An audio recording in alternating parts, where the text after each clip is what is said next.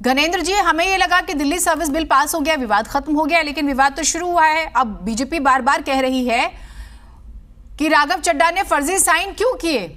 Select committee के पास इस पूरे बिल को, इस प्रस्ताव को भेजने के लिए क्यों उन्होंने सिग्नेचर किए, वो भी फर्जी। ये आरोप लगा है, बहुत बड़ा आरोप है।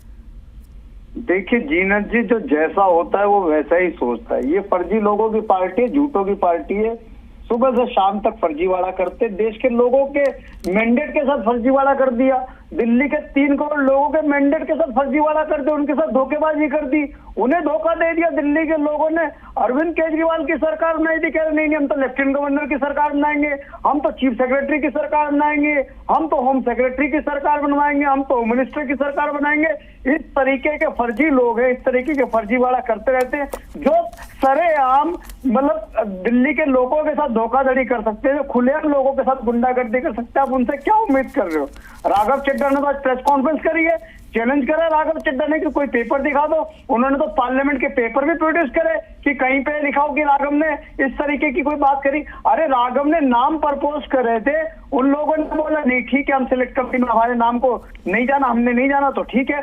और वो लोग भी पहले उन्होंने राघव को सहमति दी थी, उसके बाद उनको फोन चला गया अमित शाह का कि तुम्हारे घर भी सीबीआई भेज देंगे, तुम्हारे घर भी ईडी भेज देंगे, तुम्हारे घर भी इनकम टैक्स भेज देंगे, जेल में डाल देंगे। वो बेचारे डर गए। क्या करे भैया, अमित शाह की गुंडागर्दी चल रही है। अमित शाह जिसको चाहे जेल में डाल देगा, जिसके घर चाहे सीबीआई भेज देता है, जिसके घर चाहे अब आप ये कह रहे हैं कि सुधांशु त्रिवेदी को भी नहीं। अरे सर, आपको वो 5 नाम मालूम है, उसमें एक ना सुधांशु त्रिवेदी भी है, बीजेपी के आप जानते हैं सांसद भी और प्रवक्ता भी हैं। आप कह रहे हैं कि उन्हें भी अमित शाह जी ने डरा दिया। आप कैसी बातें कर रहे हैं सर?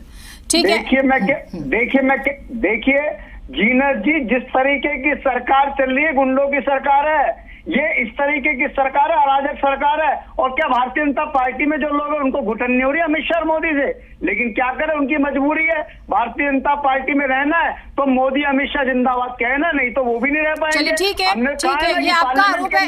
एक बार सुनिए, बीजेपी के मेहमान भी जुड़ गए, एक बार मैं उन्हें शामिल कर लूं।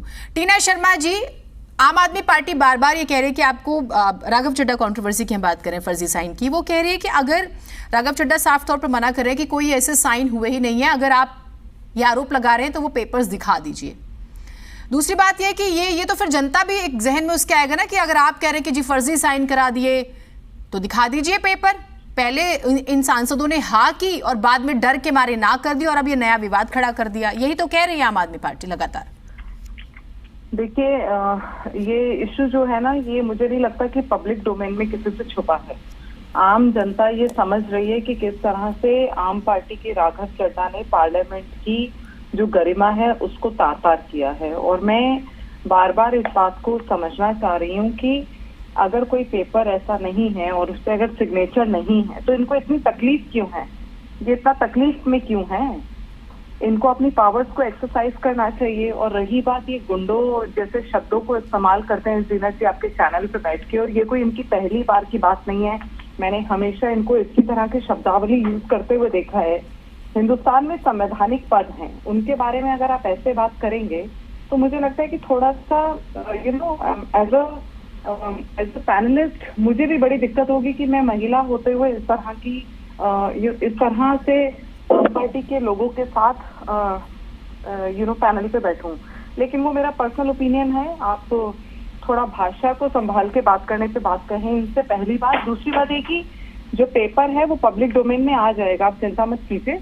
गवर्नमेंट इतनी बेवकूफ नहीं है कि उस पेपर को पब्लिक डोमेन में लाए बगैर आपसे कोई बहस करेगी। और पेपर अगर है तो वो कोई एक आदमी के पास नहीं गया है, वो पेपर वो पेपर जो है वो स्पीकर के पास भी है, कैबिनेट राज्यसभा सेक्रेटरी के पास भी होगा, एडिशनल सेक्रेटरी के पास भी होगा। ऐसे कोई छुपे हुए पेपर से काम नहीं चलता है। ये जो जिस तरह की भाषा, जिस तरह की मानसिकता और जिस तरह के आरोप प्रत्यारोप और जिस तरह से हर चीज में ये विक्टिम कार्ड खेलते हैं, मुझे उस बात से एप्रीहेंशन है। आप पार्लियामेंट की प्रोसीडिंग जो है वो हम सब जानते हैं कि वो इतनी इस तरह से पब्लिक नहीं होती है अगर कोई डॉक्यूमेंट ऐसा है। लेकिन वो इनको अगर चाहिए होगा तो वो आरटीआई से भी निकल सकता है और वो वैसे भी निकल सकता है, क्योंकि ये राज्यसभा के मेंबर हैं। इनको कोई भी मेंबर, चाहे राज्यसभा का है चाहे लोकसभा का है, वो ले सकता है। अब ये इस रूल को, इस कानून को ये यहाँ बैठ के बताएंगे नहीं, क्योंकि इनको पब्लिक से जो है ना एक तरह की सिंपैथी चाहिए। तो मैं बार बार यही पूछना चाहती हूँ कि जिस तरह से ये जो मैनिपुलेट हो रहा है, पूरा प्रकरण जितना मैनिपुलेट हो रहा है, आपको लगता है कि राज्यसभा में इस तरह की चीजें होती होंगी? मुझे तो नहीं लगता, एज ए जर्नलिस्ट मुझे लगता है आपको भी नहीं लगता होगा, लेकिन प्रश्न करना और प्रश्न का जवाब हमसे लेना आपका कायदा बनता है। नहीं, ठीक बात है। नहीं, ठीक है टीना जी, आप रहिए हमारे साथ में।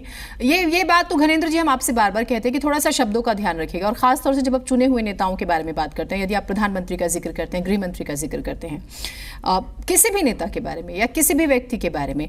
अब एक और चीज है घनेंद्र जी, जो मूल प्रश्न ये कि आप लोग अब एक नई बात कह रहे हैं, वो ये कि राघव चड्ढा जो है उन्हें भी डिस्क्वालीफाई करना चाहते हैं, जैसे राहुल गांधी को किया। ये बात अब कहां से आ गई? देखिए जीनत जी, राघव चड्ढा का कसूर क्या है?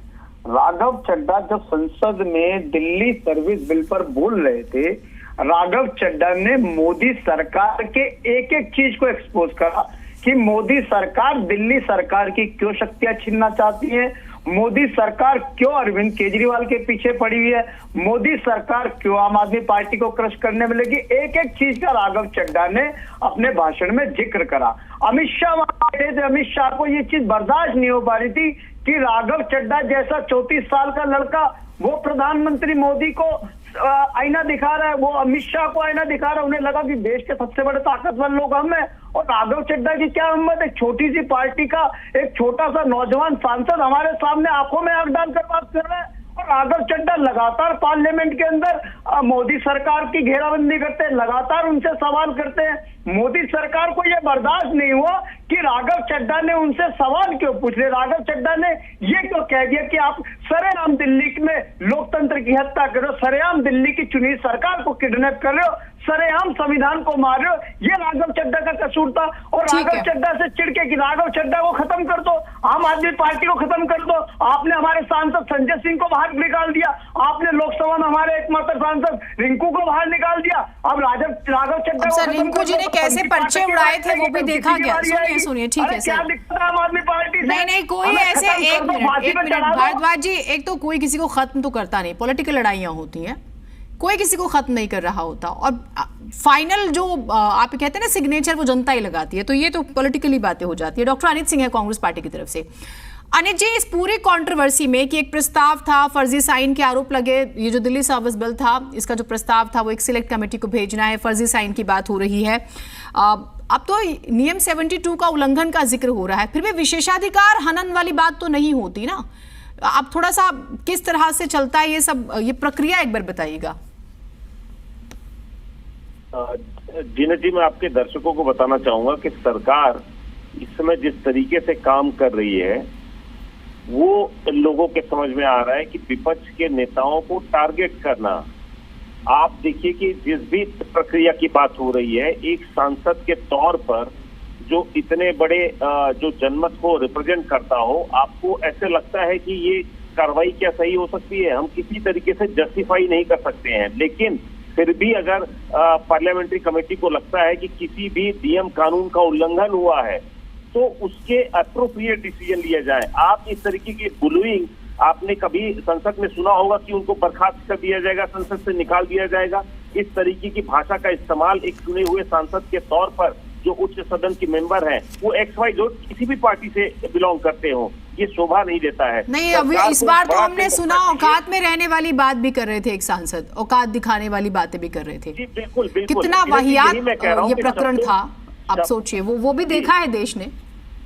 जो अभी लोकसभा की कार्रवाई हो रही थी उसमें नारायण राणे जैसे जो सदस्य हैं वो किस तरीके की भाषा की गरिमा को तोड़कर शब्दों का इस्तेमाल कर रहे हैं, हमें वो चिंताजनक लगता है। अगर आपको लगता है कि कोई भी चीज अगर कोई सेलेक्ट कमेटी में मैटर जाता है तो उसके लिए हस्ताक्षर करना जरूरी नहीं होता है। मैं ये आपके माध्यम से बताना चाहूंगा कि अगर आपको लगता है कि कहीं पे भी कोई मिस एप्रोप्रिएशन है, अगर किसी व्यक्ति का कंसेंट लिए बगैर उनका नाम डाला गया है जो कि गलत है, लेकिन अगर ये गलती है तो वो उसके लिए करेक्टिव मेजर्स होने चाहिए। उसके लिए भाषा की मर्यादा को, अपने कलीग को जो संसद में आपके साथ बैठते हैं, यहाँ पे भाषा की मर्यादा और सदन की गरिमा दोनों का ध्यान रखना चाहिए। और विशेषकर मैं उम्मीद करूंगा कि जो हमारे सत्ता पक्ष के नेतागण हैं वो इस बात का ध्यान रखेंगे कि आपको जिनके साथ बैठकर सदन में एक साथ कार्रवाई में भाग लेना है, उनके साथ आपका व्यवहार और भाषा की गरिमा एक उच्च सदन के मेंबर के साथ आपकी भाषा एक संसदीय भाषा की प्रणाली के तहत होना चाहिए। बुलोइंग किसी तरीके की हम जायज नहीं ठहरा सकते हैं। कोई भी गलती है किसी भी तरीके से तो हम आपको उम्मीद करेंगे कि आपकी पार्लियामेंट्री की जो कमेटी है वो डिसीजन ले, कोई भी डिसिप्लिनरी जो एक्शन है, लेकिन वो एक्शन आपके विपक्षी नेताओं को टारगेट करने जैसा नहीं दिखना चाहिए। अगर आपको लगता है कि किसी तरीके से मिस एप्रोप्रिएशन है उनके कंडक्ट में, तो आप सजा देने के तौर पर नहीं, लेकिन आप उनको चेतावनी के माध्यम से बहुत सारी चीजें कही जा सकती हैं, लेकिन विपक्ष को साथ में लेके जो रणनीति होती है, जो चलने की मंशा होती है, वो सरकार की तरफ से हमें दिखाई दे रही है। ठीक है सर, बहुत शुक्रिया आप सभी का। आप लोग जुड़े तो कुल इतना विवाद है कि दिल्ली सर्विस बिल को सिलेक्ट कमेटी को भेजने का जिक्र हुआ और कुछ सांसद ये कह रहे हैं कि हमारी मर्जी के बिना हमारा नाम लिया गया, हमारे साइन कराए गए। राघव चड्ढा पर आरोप लगा तो राघव चड्ढा कह रहे कि ठीक है, आप वो पेपर दिखा दीजिए अगर ऐसा हुआ है तो। अब विशेषाधिकार हनन जैसी बात हो जाती है तो ये एक अलग ही केस हो जाता है। अब राघव चड्ढा इसका क्या जवाब देते हैं वो जरूर देखना होगा। तो राघव चड्ढा के खिलाफ किस किस ने शिकायत की वो हमने ग्राफिक्स के जरिए जो है आपको दिखाई।